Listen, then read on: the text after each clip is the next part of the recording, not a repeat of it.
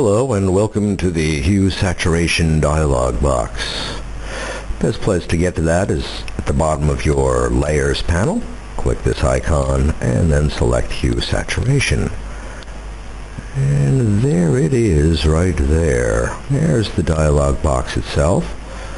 And what we're going to be doing is exploring all the options that you have in this dialog box. The very first one is you have some presets up here. Not a lot of them. You can go ahead and try them out and see if it gets you anywhere close to where you would like to be before you do possibly your fine tuning, increase saturation. Personally, I always leave this on default and then work from here. Also, you can colorize your image by clicking this box right here, and you can change the hue of the tint by sliding your hue slider around, and also your saturation. So you can play around with things like creating a sepia effect, etc. Okay. Now let's get into the meat of the dialog box, which is this here. Let's say, for example, I'm looking at this kind of bluish over here, and I want to change that to a much more whitish. What I would do is click on this little hand guy with the double arrow. Now when I come in here, anywhere I click and drag left or right, it's going to drag left or right either the saturation slider or the hue slider. If I do absolutely nothing but then just click and drag to the left, it's going to pull saturation down, or it's going to pull the saturation up. Let's go ahead and just pull the saturation down. I want to make it a little bit whiter instead of this bluish, so I'll pull the saturation down a little bit. And now for the lightness, I have to come in and manually click the slider and bring that up, make it a little bit whiter. Kind of a grayish white, isn't it? Okay. Now, let's try this orange here. There's a lot of orange in this image, and let's say I wanted to change the color of this orange. Again, with this icon clicked, I'm simply going to do a left click on the orange, but this time I'm going to hold down the Control key or the Command key in a Mac. And when I do that, you'll see that the hue slider will automatically change. I can go ahead and do that. Let's just make it kind of an off orange. How about a kind of a purple? Yeah, drag this down. Yeah. Usually what I find in the hue saturation dialog box is that if I do a radical color change, the saturation becomes too high and too surreal looking. So now I'm just going to do a left click. Again, this guy's on. Do a left click and drag to the left to pull the saturation of that down a little bit and try to make that look a little bit more realistic. Now I can do it also on the yellow here. I can change the yellow by holding down the Control key or the Command key on a Mac, click and drag, and I get a color change in here. Alright, there we go. I don't know what I want to change that to. Something garish and horrible. Oh, I don't know, maybe a kind of a awful purple. And again, just click and drag to the left to bring the saturation of that down, or the saturation up to radioactive. I'm just playing around here. For real, I actually wouldn't do these colors, but this is kind of for demonstration purposes only. Now that we've made our awful color changes, let's look down here.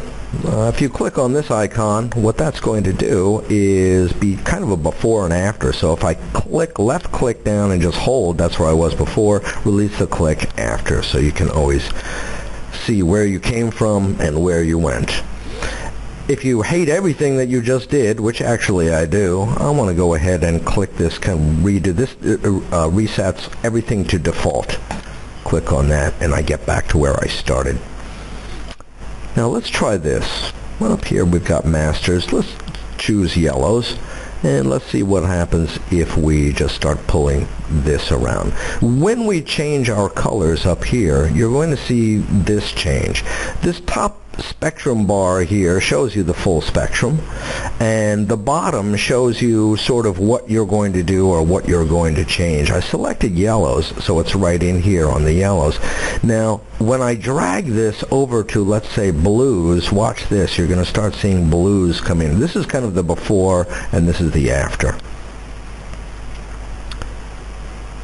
Yeah, well, check that out.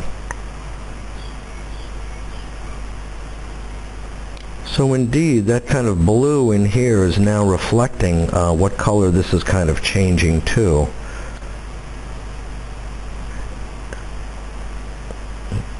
Back to the blues again, into where I started from. Now it's at -1, I want to get it right on 0 again, so just come over to the hue and double click, and that'll bring you back to 0. Instead of grabbing the slider, you could just hover your cursor over the name and you see a double-sided arrow, and that'll get you there. Back to -1, double click, get back to 0 again. Okay. Now, let's try this little deal here. Let's say I pull it over here to make this kind of purplish. Again, it's kind of horrible, and I'm not going to do that, but again, just for demonstration purposes only. Look at all these little sliders down here. What this, between these two sliders, tells you pretty much this is the major slice of your color range right between here. The sliders on the outside are called the fuzzy sliders, and you don't want a harsh transition in your color changes, so this makes it bleed out a little bit or make it a little bit fuzzy. In reality, you're capturing a color range between these two sliders, the very outside on the left and the right, but it's fuzzy in here. If you want to pull that in a little bit, let's see what happens if I pull that in a little bit. And if I pull this one in a little bit, what I'm doing is I'm really narrowing down the color I'm selecting. And it's kind of a mess, isn't it? Yeah. Come back to the yellows where I was before. I need to fuzz that out a little bit. The more I fuzz it out, the more my color change comes in a little bit. But I do get some kind of control on what kind of a range of the colors I have that I am changing by moving these around. I don't use these so much, to be honest with you. However, we pretty much have it. Now let me get back all the way to the beginning again, and let's see now. Let's say I want to choose blues. Okay, now, are there any blues in this image? A good way to check is grab your saturation, pull it all the way up, and there are your blues. Double click to get back to 0. You can't be surprised sometimes. For example, are there any greens in this image? I'm not sure I really do see any greens whatsoever, and indeed I don't see anything lighting up. That's a good way to go. Are there any magentas in this image?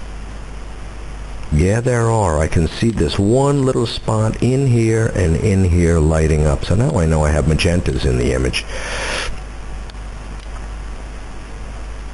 Okay. Now I am on the magentas. Let's go back to reds, for example. Where are all my reds? This is kind of orange, but what's going to happen if I start changing the color of the reds? What really is going to change? And there you can see them. See, so interestingly enough, when I start doing color changes on reds, this is going to change here too. Now I might not want to change that. This is kind of a rusty, kind of an orangey here, and I see rusty orangey up here, so if I want to eliminate this part, I might just pull this slider in a little bit, and there they go. They start going away. So now I know when I do color changes, I won't be affecting this part as much. Wow, well that's just about all there is to the hue saturation dialog box. Have great fun with this in your color changes, and we'll see you next time.